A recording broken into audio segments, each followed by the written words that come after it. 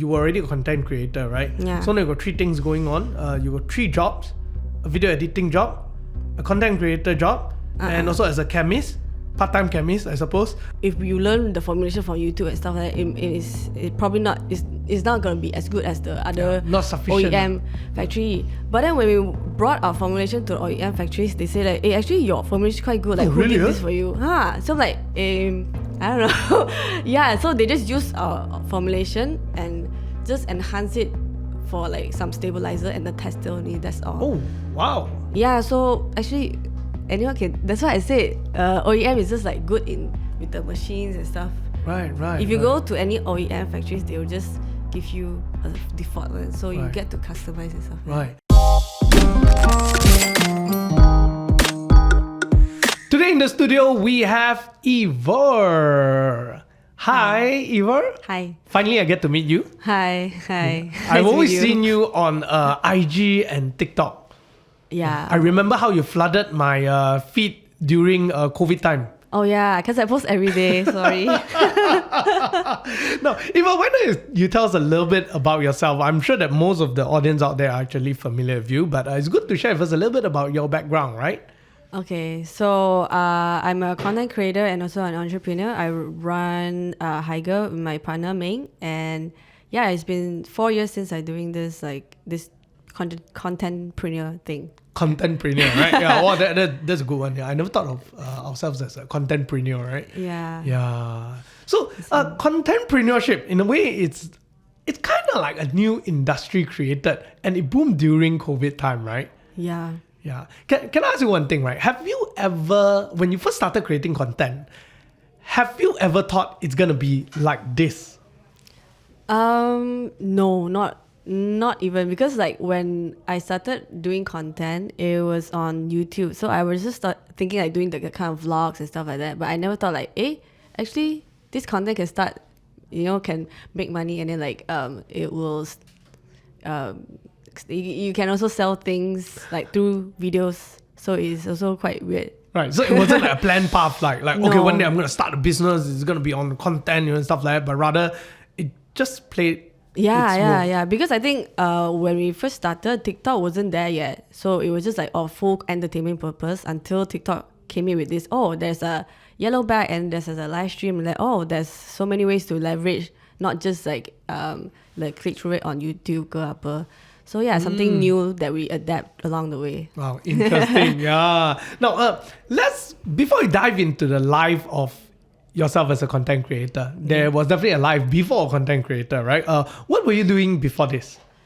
I actually, I graduated from law school, and then I got called to the bar, and then I did my pupillage, and I tried to apply to, I think 50 or 60 law firms during that time. 50 or 60 law firms? Yeah, but they say it's rookie numbers like in the law firm, like the Wow, illegal industry. Wow. Because I was applying Penang and KL, because I started in Penang first. Then, pandemic happened, no one replied. And then I started to do content as I did, film myself, and then I self-taught myself like video editing. And Right. So the original plan was to be a lawyer lah. Yeah, and my parents' plan also. So how was it like from the moment you decided to go into changing career and then being a content creator full time, right? Rather than being a lawyer. How do your parents take it? My parents thought I was joking, because they thought, okay, after this pandemic, after the whole MCO lifted, right, probably should go back to do law firm jobs and stuff like that. So yeah, they thought it was a temporary thing until now. And for yourself, was there any challenges that you faced? Because I bet also in the eyes of the friends and the social circle, they'll be like, from lawyer, such a good prestigious career, why want to change to be a content creator? Yeah, a lot. Like even my friends from high school, and then my family also, like, wow, I funded you so much. And then because I studied overseas for 2 years. And then, imagine like how much my dad spent, and then say like suddenly don't want to do, and then want to become video editor. Face went black, right? So even my friends also said, what you're gonna waste your, because I also got like second upper in my law, so they thought like, you thought she thought I'm passionate about it until I started working, and then working and studying is so different from. It's not practical. I mean, the life of being in a law firm is so different. Yeah. The lifestyle of being there and studying law itself is a two different thing, right? Yeah, a lot of deadlines. Then assignments are like, okay, two weeks. Then the deadlines are every day, right? And this time the consequences is not you filling a paper, but rather filling someone else's court case, right? Cannot retake. Yeah, cannot retake. The fella go jail or get fined, all these are big consequences. Yeah, I mean, every job has its own consequences. That's like, right. It's not something that I'm willing to put my effort to get that kind of consequences, something like Right. that. So then after that, you decided that you're going to go into full-time as a content creator, right? So at first, when you went into this line as a content creator, did you think about how you are really going to make money? Because originally, I remember during that time, this whole industry was also kind of just booming. We all kind of have an idea how money is going to come, but there's no exact playbook, right? It's not like being a lawyer or being an engineer. It's like there's a set pay grade. It's like you got to decide from pricing all the way until everything else, right? Yeah. So how was it like for you building it into a business? It was quite difficult for me because when I started my content creation, because I was getting brand deals and stuff, but it's like the small kind, and I don't have an influencer circle to ask about like, hey, how much should I charge for one video. Then I just go on Google and then I see other YouTubers how they do their rates and stuff. Then I did the same thing. There's no set of rules, even especially in Malaysia at that time. So because I started as TikToker, it's not like Instagram, because Instagram photos and videos are different. I spend so much time doing video editing, I just get this much. So I think I was just getting like a few brand deals here and there, maybe less than 500 that time. Right. So one post was less than 500 on TikTok at that time. Yeah. That was your first. Took me a whole day editing. But I think it's good because it's so much better than I can leverage my creativity into one video. So I was quite happy about it. And then suddenly, as I post a lot on Facebook and like YouTube, I got a job offer as a video editor in KL. So that time I was like, I've been wanting to go to KL because I got no money to like rent a house there until this job started offering me like maybe 2005. Okay, it's still enough to go to KL. So I just, let's go to KL. Then I settled myself there. Started working there as a video editor at a skin clinic for 1 year. Then, because KL has more job opportunities, so I was working there and then also doing my own personal content. So get more brand deals and also full time. So I working few jobs. Right. But remember the time, the first job you got, right? Although the pay was so low, but there was so much of satisfaction, right? Yeah, I got free stuff. Free food. I personally, I remember my first brand deal, right? I think I was being paid 500 or 800 ringgit for one post. Oh, right? wow. That's a lot. I was so happy. I guess it's not so much due to the amount, right? But rather like for the first time ever, you realize that this works. Yeah. Right? People are willing to pay for something that I made. Even if they are not paying you, you got to do it anyway. So it's like, stand for a passion is good. That's right. So you were on a full-time job and then as a content creator for quite a long period of time, right? Yeah. And then you came up with the idea of this HAER, right? So I understand that you and your partner runs HAER today. Can you share with me how did it came about, right? Because were you at the start itself, the first day you quit law and then do this and I'm going to come up with a lip balm, right? Or was it like along the way evolved? How this idea came about? Okay, the idea of HAER started at the same time as I started the personal content. So because when TikTok was introduced in Malaysia, we thought like, I can also leverage this I'll run two platforms together. Then because like we were jobless that time, nobody want to hire us. So we thought, we have plenty time. Everyone was not doing anything. So we're not scared of, he's doing better than me or whatever. Everyone was not able to work. So like we get to try different things. So we order like, because we couldn't go out, so we just order some random oils on Shopee and everything. So we just do our research, like, maybe you can start selling skincare products or like personal care products that would help to solve our personal care struggles in a sustainable packaging. Because I know a lot of like big brands are doing it, but they don't really have it in a sustainable packaging. So imagine if they sell 10K of like paper packaging rather than plastic, so it saves 10k of plastic already. So that was the concept that we wanted to go for.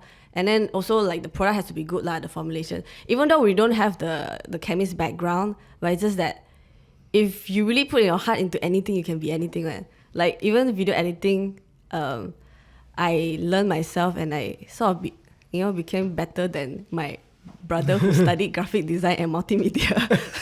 So yeah, it really depends on if you don't have the will, you cannot learn anything also. Yeah. So yeah, from there, so now you have a few different switches or new skill that you learn, right? Like from video editing now to learning about lip balms. Today you even have sunblocks, right? Yeah. And so how do you wrap your head around chemistry, man? Because I mean, to wrap your head around Premiere Pro is a different thing. I can watch on YouTube.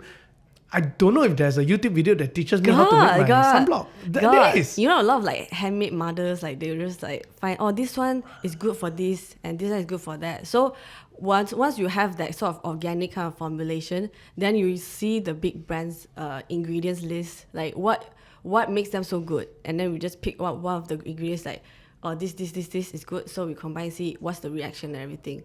You know what I mean? Like you take the best out of every best brands with the ingredients. Wow. So how long before it took for you to come up with your first product? Bro, like a few months until, because we are the own person that tries ourselves, so we have to be the own the own user that use every day lah. So you can see, and also when we started, we also started selling to other people, like on like random strangers on Shopee and everything. Then that's where you get feedback lah, like maybe too dry or whatever. Okay, then I'll just customize a bit the formulation. And at the time, because you were already a content creator, right? Yeah. So now you got 3 things going on. You got 3 jobs: a video editing job, a content creator job, and also as a chemist, part-time chemist, I suppose. Yeah. No, how do you juggle all that? I think, because I have a great partner, so he's really good in like operation and stuff like that. So like, even like procurement is a thing. I didn't know procurement is a thing until like, you have to buy so many things and you keep track of inventory. And then the marketing ads also, he started to learn and everything. So my side, I do more on the marketing side and sourcing, and also a lot of things you need to do along the way that we just find out, actually our strength is more towards this, so we should focus on marketing. And then we just started to find OEM factories, and that will help us to do more of the production. But actually when you think about like like if you learn the formulation from YouTube and stuff like that, it's probably not, it's not going to be as good as the other not sufficient OEM factory. But then when we brought our formulation to the OEM factories, they say like, actually your formulation is quite good. Like, who did this for you? So I'm like, I don't know. Yeah, so they just use our formulation and just enhance it for like some stabilizer and the tester only. That's all. Oh, wow. Yeah, so actually anyone can. That's why I said OEM is just like good with the machines and stuff. Right. If you go to any OEM factories, they will just give you a default one, so you get to customize and stuff. Right. So now here's the interesting part, right? I think we are living in an age where there's a lot of possibilities. Yeah. In the past, we see people becoming lawyers. They stick as a lawyer or something like that. I mean, even from lawyer, you turn to like a business exec. Also, like wow. Like that. Today, the possibility is endless. You went from legal to content creator to owning a lip balm and a health skincare brand, right? Literally, right? What is your opinion on this whole situation today? Can people really, right, today, how do they actually make money by starting with content? Right? What do they need to take note of? Because I think there are a lot of people who are wanting to change a career, or maybe they are thinking about starting a business. But we tend to have this traditional mindset, right, that we need a lot of money to start.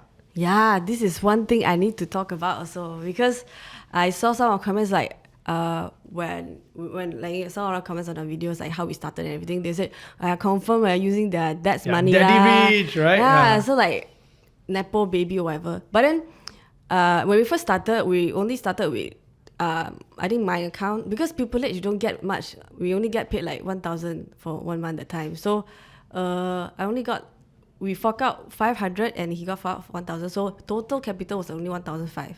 So because if you want to sell an online business and a traditional business, you need to rent, you need to hire people to be in the retail and stuff like that. So it's different game than an online business. You can just buy the ingredients and then start it.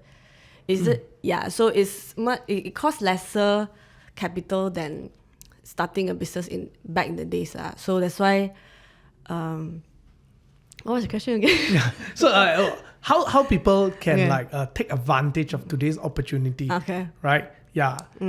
Because our mindset is always traditional. When we start business, we need a lot of money. But in your case, you did not, right? Yeah. So if you want to start the business or you want to make money out of your passion, right? I think first you gotta survive first. Meaning you gotta get a full-time job. Even though you hate a full-time job, at least you need to survive yourself. So because a lot of people say like, I want to quit my job and then start DJing or whatever passion. But you gotta be realistic also lah, because that's why you have to discipline yourself. Even though you got like full-time job, like 9 to 5, you only have like 5 hours in your free time to do your own thing. Side gig. job. Yeah, your side gig. So actually 5 hours you get to focus rather than you go full-time doing your side gig. You get me? Like the discipline is different. So get yourself a actual full-time job that pays that you can survive first. Then you have more time and creativity to see how you can leverage on your passion. Right. Now, let's dive into a little bit of a detail, right? Which I think is really interesting because, like I say, in your case, you have full-time job, you have content creator job. Then, so the evolution was you went from a full-time job, building a side hustle in content creation, and at the same time trying to build HAER. Yeah. And then you transition away your full-time job and now you're fully on content creation and HAER. Yeah. And nowadays you're trying to focus on HAER. So it kind of like you're always doing a side hustle in a sense. Yeah, right? never stop. Isn't that very, very tiring, right? Like turning passion into business. It sounds like a beautiful story, right? But the truth is, it is actually quite tiring, right? It's tiring, but I think people see passion as just one thing. But because passion, there are so many ways. For example, if you like cleaning, right? Don't say it. If you like cycling, okay, you can't just cycle for money, right? But if there are also ways like maybe you can sell like bicycle parts. I don't know, help people to repair stuff like that. So how I started with this content creation, so I was doing also freelance video editing. So it's like, okay, the peak of your passion is what become a rich content creator or like that owns a business. So how do you get there? So you need to say like what are the steps in order to get there, like, because you need to compose money and like to build a team so you can run its own and stuff like that. But in order to do that, you need to sort of know how do you edit videos and how to be there. So different, the different components have to come together to make it happen, right? Yeah, meaning you just start wherever that your passion is lah. So you sit down and reverse a bit. Why are you doing this for? Is it for money or passion? Because if you want to go for money, usually it doesn't really last long. So you should focus on what you like as a passion. Then the money will slowly come. Yeah. I also never thought of like video editing and like being a content creator would get money at all. Yeah. So it's kind of like you enjoyed the video editing part and then somehow you stumble across this, then you end up making money out of it, right? Yeah. Even though like you don't know what your passion is, you just ask yourself like, what are the things that you will still do if people don't pay you for that? Or like what are the questions that you get most from your people? Maybe most of your friends like, oh, how do you do this? How do you do that? So actually that's something that you can leverage the money on. Right. Now, when we talk about turning passion into a business, right, into a money-making thing, there's also two parts to it. Just now we talked about the not so easy part. Passion, then there's a lot of things that need to be done. But maybe let's take a step back first, right? How to even discover passion? Because quite interesting, right? You went from law, you thought your passion is law, working, and after that, end up stumbling across content creation. Today you run a skincare brand. So that whole evolution, I think some people actually come out and then when they write books about it, or when some of us talk about it, it talks like as if us people are just born with a passion, right? That you just discover a thing like a guidebook. Wow, exactly this is what I want. But the truth is, it's much more complicated, right? So for yourself, what was this journey like discovering your passion? Actually, I feel like humans tend to make everything more complicated. It's just the rule of thumb is just to do whatever that makes you happy. And then when they say money is not the happiness, I slowly understand now, because like it's the passion that you should find. And then like how do you find a passion? Is like if you don't know anything, or if you don't know what you like, just try different things lah. Then just try until you are not bored of it. Until like that. So just keep trying new things, right? Yeah, keep trying new things until maybe I like to do this for 1 year, and then keep doing it until you find ways how to like leverage. Because if you like to do it on your own self initiative, you're gonna do it like 100% better than other people. Then that's where other people can come for you and pay you for that lah. Yeah, fantastic. No, actually, recently I read a book as well. It's a very, very interesting book. It's actually by a university professor. If I recall correctly, I think it's Stanford or something like that. So it's proper, good Ivy League kind of uni book lah. Okay. It's called Designing Your Life. In fact, they have a coursework for it. Wow. And one of the first things that they talk about is how to discover a passion. So they also address this subject. A lot of people think that, it's kind of like, oh, I have a passion for photography. Like then, yeah. But what they say is it's not really true for everyone. Most people take time to discover it, and the best way to discover it is just keep trying. True. Just keep trying new things. Try for 3 months, try for 4 months, then try another new thing. Just be very open, experiment on different things. So he said that's why, to a certain extent, some people, maybe they take a 1 year gap year. Yes. They don't go into work in their career. They go and try barista. They go and try A, B, C, D, E.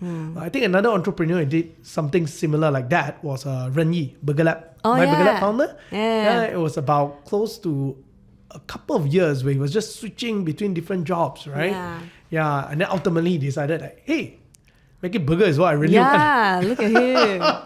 So actually, gap years, especially in Asian family, are much frowned upon. So that's why if you tell your parents about gap years, like they're like, waste your time, go get some. That's right. Yeah. So I think you need to be open to yourself. Like what you study is not it's not the final destination you should end up in. So just even though you don't like the job, that like what I said just now, like studying what the degree and then you work on it. Working on the job is so different than you study for. So and then it's okay to let go and then try different things. Even your gap year can happen at any time, and not just like before your college. After college, you don't know what job you get. Go get a gap year, try different things. Even like part-time jobs. Be a barista also can. Yeah, I think one thing that a lot of people say it's a waste of time, but I don't agree with it, because ultimately those little bit of experience that you gathered actually will accumulate and help you later in life, right? Yeah. Like for example, being a content creator actually help you so much in building HAER today. Yeah, like because when I was doing the video editing job, I was also doing freelance video editing for some ads company that runs ads. So I sort of know, they told me like, this video is doing good for this ads, but this is not. So I know like how I edit from that. So you learn along the way. You don't intend to learn, but it's like as long as you have the will to learn and open for opportunities. Yeah. So fun fact, right? So I did business and psychology for my degree. Okay. But when I went to an internship, I decided not to go to a business company, and I became a media planner for my internship. Oh. Yeah. And so that's how I get to know about like cost per view, reach, those kind of things lah. Yeah. I was clueless about it because it's not taught in my syllabus, right? And today I ended up in running a media company, right? But then your psychology kind of helped yes, also. That's right. The psychology also helped. Yeah. And I did sales along the way, and that also helped me learn to explain things, right? So I guess the point that I want to make here is that the journey of exploring is not a waste of time. It is okay to explore. Yeah, you may end up exploring for 1 year, 2 years, 3 years. Yeah, ideally for some people it will be shorter, some people will True. be slightly longer. But don't feel bad about it. It's all part of the journey of looking for something. Yeah. Yeah. Like, I always stand by this sentence. Every closed door is an open opportunity. So when I got rejected from like 50 law firms, like, wow, can you imagine? I was like, nobody wants me. I don't think I'm fit for this, because everyone like in my legal circle, like they got like jobs already, and I was the last one. Like, okay, maybe it's not for me. Then I started to do videos. So yeah. Yeah. So thanks to all of them rejecting you. If not, it would have been HAER or evil, right? Yeah. How much money do you make as a TikToker? I mean, I did the first few years, I think, let me think. Because the payment term is usually like 60 or 90 days, right? So you can't really say like 1 month you earn how much, but maybe per year it can easily go up to like, Oh, I have to count. Enough fingers or not? can easily go up to 6 figures lah. 6 figures. Wait, 6 figures is what? 7. Million is it? 7. 6 is hundreds of thousands. Few 100,000 per year. 100,000 per year lah. Yeah lah. Standard lah, standard. It's okay, I pay my taxes. Yeah. Actually, by the way, because I'm in the same business, right? When you're doing well on content, yes, a 6-figure income is a very common thing. But let's not forget, usually comes together with a team. So you're kind of running it as a business. You have to pay your PA. Pay a bunch of people, expenses, everything else. So it's also not as simple as you think, right? Yeah. But if let's say you are thinking about doing TikTok as a personal thing, I mean, it's a comfortable enough living. Yeah. But you're also highly dependent on sponsors and affiliate marketings, those kind of things. That's why. But then again, if you're the face of your personal brand, you gotta keep doing it lah. So how long can it last? Maybe, I don't know, like what is the longest influencer that can work until like 5 years? Usually about 5 years. Phase out. There is an expiry date lah. Yeah. I think if you stop posting, probably, if like me lah, if I stop posting, then I got no brand deals already. That's how it works, right? You gotta keep posting. Then I think the videos they talk about, like the consistency is the key to build the TikTok and stuff like that. But then again, it comes back to like passion. If you don't have the passion, you get burnt out if you keep posting every day. That's right. Yeah, I did that, posting daily for like 3 years. I want to die already. So that's why I'm so burnt out. Like, it's not even for the money at all. So until a point that you need to know, until a point that you have to reject quite a few of brand deals, like not enough timeline. But if you want to do like full out, right, you can earn a lot. But it's just that your mental health is not right. If you edit so many videos and die. So no, talking about it, right? The first question that came about just now, the people are giving their opinion on how to turn your passion into business on TikTok, specifically in this area. Now, I turn my passion into a business on YouTube, so less relevant in that case. But on TikTok, that's something they did very, very successfully. Now, how easy is it, or how hard is it? Honestly, it really depends on your personality. Like, if you think, I know some people who post consistently, but they still couldn't get the algorithm right with the engagement.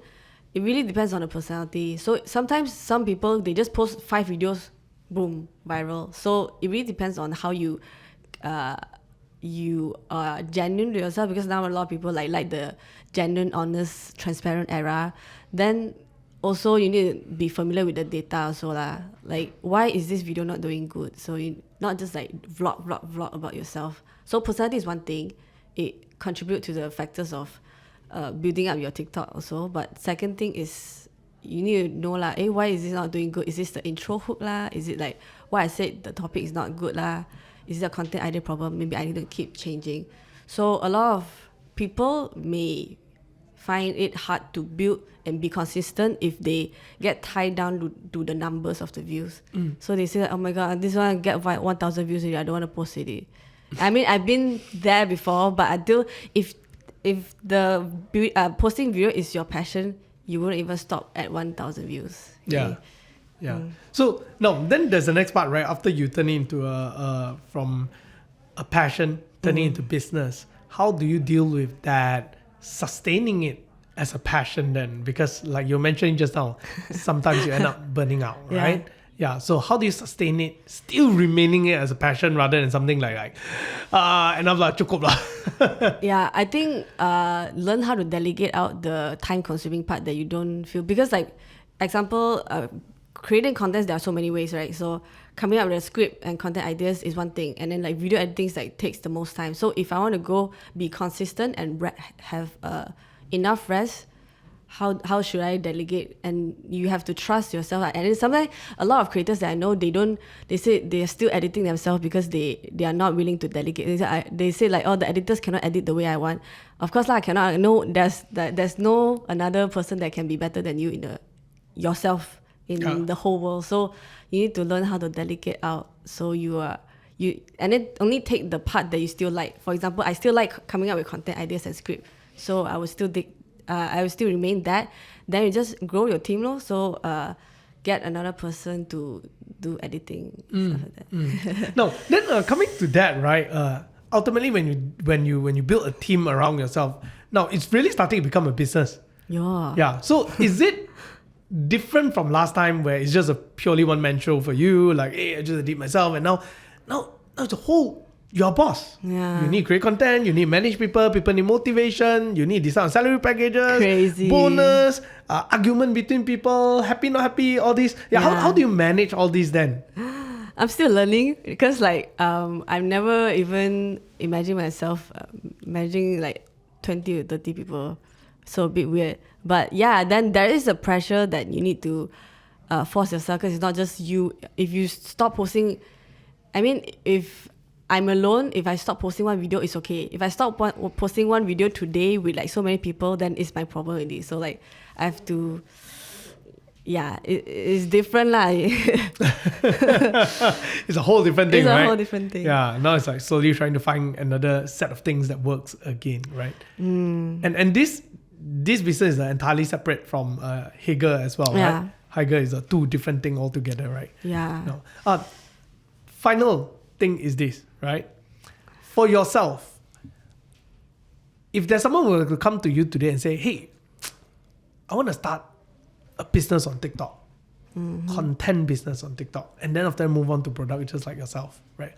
What are some of the advice that you will give this person? Are they a business owners or like influencers? Just individual with nothing, like yourself like that. Start out alone. Yeah.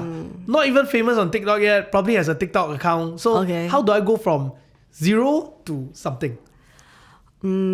If I were to start again in 2024 with the feature of affiliate and also TikTok shop and also live stream, because now anyone can build a business. You can just take a product, OEM, sell it, put a branding on that. But if you don't have content, you don't have marketing, it's something that you would find it very struggling later on. But if you got nothing and if you got limited capital, I would recommend start building contents, learn how to edit videos. But if you don't know how to edit videos, TikTok is very easy only. So like maybe just skim through content ideas, or if you want to start selling or anything, don't even get products in to sell first. Just try maybe because on TikTok there's like affiliate system that you can just request a sample, so you don't even need to pay the sample. So you just get that, and then you just started posting a video. So if you just accumulate the affiliate commission lah. So if you get an affiliate commission and then starting doing live stream, you be your own marketing person. It's so much easier to run in the long run. You know what I mean? Yeah. So start affiliate commission, and then through your live stream media commission, and then you feel like, I actually can market a product. So then you only decide what is the product that you think is suitable. Like maybe you build an audience or something. For example, because there are a lot of affiliate and live stream hosts that I know, they also do different brands. Maybe this skincare, or maybe like bottles brand or whatever. So you try different product first, then you see like, what is the thing that audience always ask about. So then you can start from, I can start this business and brand. Yeah. Wow. So your advice to them is, number one, be consistent, right? Yeah, just come out with content like you were saying. Yeah, Passion you need to first, have then only passion.